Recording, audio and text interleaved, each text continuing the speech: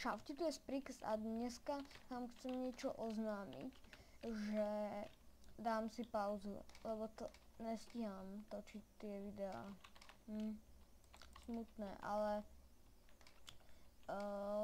keď pauza bude trvať nejaký týždeň, 2 týždne, ale keď dokončím tú pauzu, tak samozrejme, že budú videá.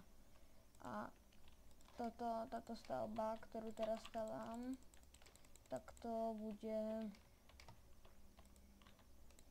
no ja vám to neprezradím, nechajte sa potom prekvapiť, ja vám to všetko potom ukážem aj tak, ale ešte neviem. Takže nebudem hovoriť dopredu, keď neviem, že to splním, tak sa to nehovorí, ale ja som si to tak povedal. Tak dobre, a dneska vám chcem oznámiť, že bude tá pauza. Tá pauza bude trvať týždeň. Čo ešte? No, pretože nezvládam to, ale cez prázdniny budú vychádzať videá. Ale 1.7. odchádzam preč. Ale ne, odchádzam preč do tábora.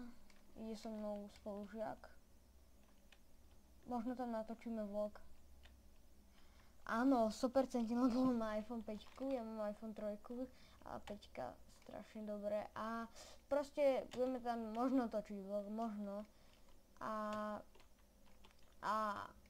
bude nám tam fajn a tak, dobre, to už nechcete určite počuť, ale od 1.7. do, počkajte, 10 dní, do 10.7. nebudú vychádzať videá, to je tá pauza, ne, pauza bude od 27. alebo 6. do 10. alebo 11.7. Takže tak, prepáčte, ale fakt nezvládam to.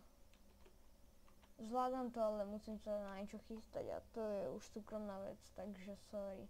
Ale možno, kašlíme na to. Čo ešte také by som vám mohol povedať. To je vlastne všetko, takže ja sa s vami pre tento informačný a smutný diel lúčim. Zdraví vás Sprix a ahoj.